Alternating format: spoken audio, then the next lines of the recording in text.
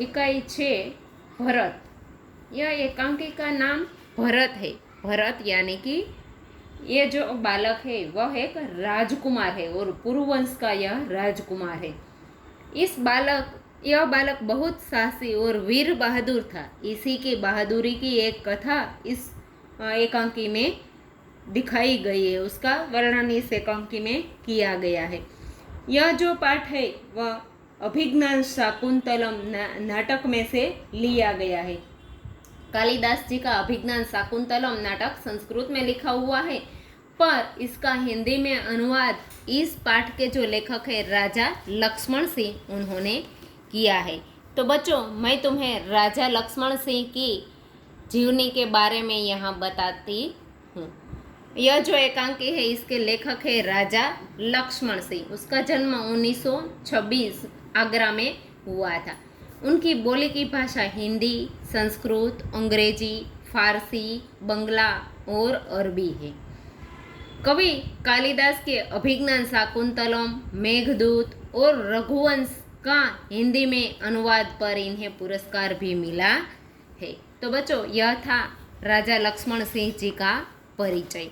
अब यह कालिदास लिखित मूल नाटक अभिज्ञान शाकुंतल का अनुवाद राजा लक्ष्मण सिंह जी ने किया है, जिसकी बात प्रस्तुत पाठ में नाटक के स्वरूप में किया गया है। यानी कि यह जो पाठ है वह एक नाटक के स्वरूप में है।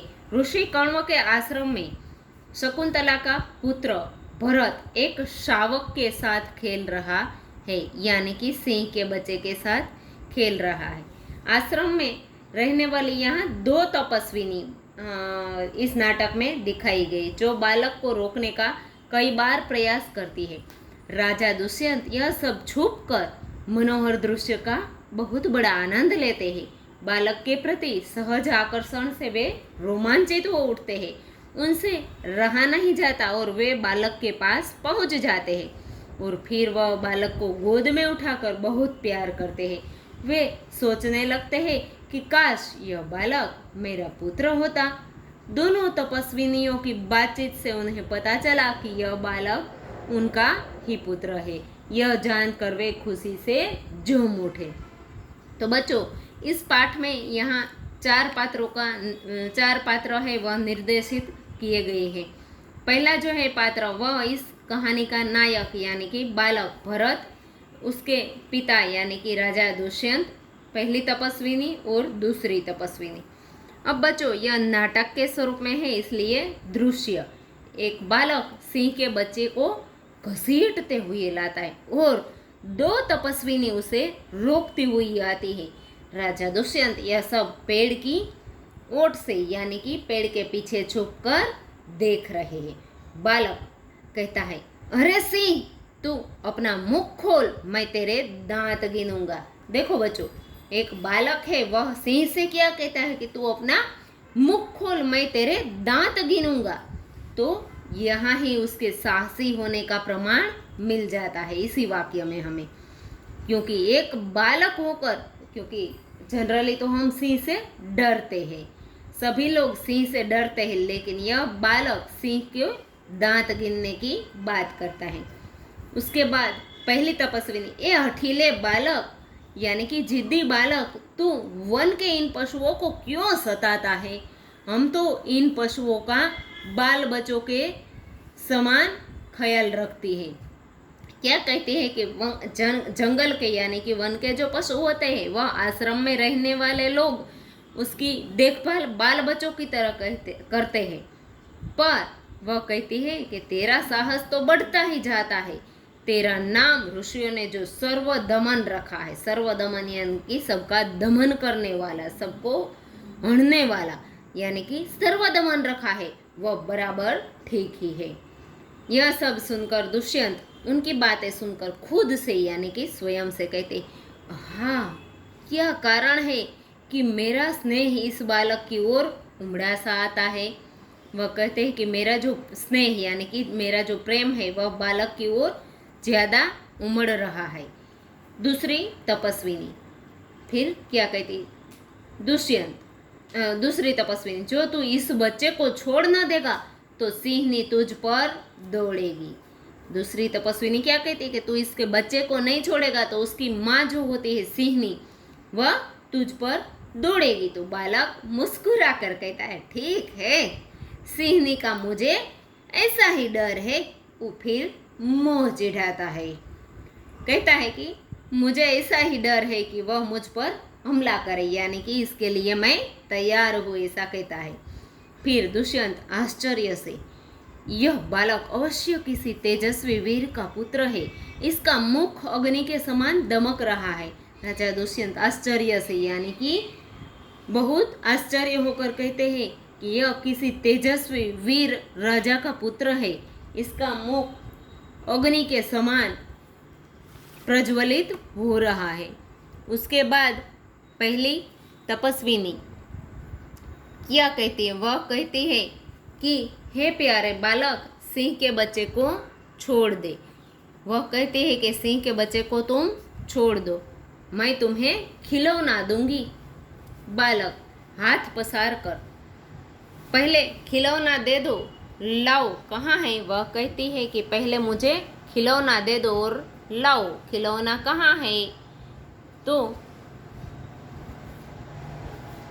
बालक उनसे खिलौना मांगता है। तो दुष्यंत दूर से बालक की हथेली को देखकर, जब बालक हाथ फैलाकर खिलौना मांगता है तब राजा दुष्यंत उसकी हथेली देखते हैं और फिर खुद ही अपने आप से कहते, हाँ, इसके हाथ में चक्रवर्तियों के लक्षण है।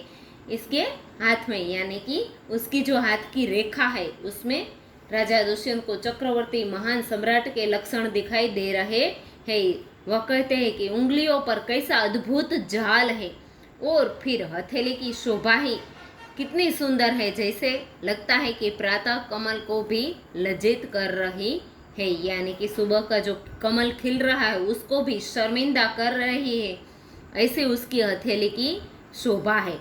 दूसरी तपस्विनी कहती है, हे सखी सुव्रता, यह बातों से नहीं मानेगा, जाओ मेरी कुटिया में ऋषि कुमार के खेलने के लिए एक मिट्टी का मोर रखा है, उसे ले आ। क्या कहती है कि तुम जाओ और इसके लिए जो मिट्टी का खिलौना मेरे कमरे में रखा है वह तुम ले आओ। फिर दूसरी तपस्विनी है, वह जाती है और उसके लिए मिट्टी का खिलौना लाती है। पहली तपस्विनी कहती है कि मैं अभी जाती हूँ और लाती हूँ। तब बालक, तब तक मैं इसी सिंह के बच्चे के साथ खेलूंगा। क्या बोलता है कि जब तक तुम खिलौना नहीं दोगी तब तक मैं इसी सिंह के बच्चे के साथ खेलूंगा। और फिर यह कहकर वह तपस्विनी की ओर देखकर हंसता है कि अभी तो टाइम है, समय है। दुष्यंत अपने आप से कहते हैं, इस सुंदर बालक से खेलने का मेरा मन कैसा ललचाता है। अरे मुझे तो बहुत मन हो गया है कि मैं इस बच्चे के साथ खेलने लगूं। आह भरकर धन्य है वे मनुष्य जो अपने पुत्र को गोद में लेकर उनके हर एक अंग की धूली से अपनी गोद मैली करते हैं। वह क्या कहते हैं कि बच्चे के जो पिता होते हैं वह अपने बच्चे को गोदी में लेते हैं और जब उसके पुत्र के कपड़े या फिर उसके अंग धूल से मैले होते हैं और फिर उसके कपड़े भी उनसे मैले हो जाते हैं, उनकी गोद भी मैली हो जाती है, वह पिता धन्य है। और पुत्र के मुख अकारण हंसी से खुलकर उज्जवल दांतों की शोभा दिखाते और तुतले वचन बोलते हैं। और फिर क्या कहते हैं कि पुत्र के मुख को अकारण हंसी से यानी कि कोई कारण के बिना ही पुत्र की ओर देखते हैं और फिर खुलकर हंसते हैं और उसके उज्जवल दांतों की शोभा दिखाते हैं। और फिर उनसे तुतले तुतले वचन, यानी कि जब हम कहते हैं कि छोटा बच्चा होता है तो वह र की जगह त बोलता है, यानी कि तुतले वचन बोलता है। इस तरह पिता भी अपने बच्चे के साथ तुतले वचन बोलते हैं। उस पिता को दुष्यंत राजा है वह धन्य कहते हैं। दूसरी तपस्विनी, क्यों रे ढीठ, तू मेरी बात कान नहीं धरता। ढीठ यानी कि जिद्दी के छे। दूसरी तपस्विनी के छे कि केम भाई जिद्दी, तू मारी વાત છે કાને કેમ નથી ધરતો, यानी कि क्यों नहीं सुनता। इधर उधर देखकर कोई ऋषि कुमार यहाँ है। फिर इधर उधर देखती है और बोलती है कि क्या यहाँ कोई ऋषि कुमार है। दुष्यंत को देखकर, हे महात्मा, तुम ही आओ और कृपा करके इस बलि बालक के हाथ से सिंह के बच्चे को छुड़ाओ। बच्चों, ज्यादातर ऐसा होता है कि सिंह के साथ जो जो होता है तो मनुष्य को छुड़ाना पड़ता है, लेकिन यहाँ तो भरत की बात की गई, इसलिए यह उल्टा हो गया। और तपस्विनी क्या कहती कि हे महात्मा, तुम इस जिद्दी बालक से, इस शावक को यानी कि सिंह के बच्चे को इनके हाथों से छुड़ाओ। उल्टा हो गया, सिंह को बच्चे से छुड़वाना पड़ रहा है। राजा दुष्यंत कहते हैं कि अच्छा, बालक के पास जाकर और फिर हंसकर, हे ऋषि कुमार, तुमने तपोवन के विरुद्ध यह आचरण क्यों सीखा है। दुष्यंत राजा कहते हैं कि ठीक है।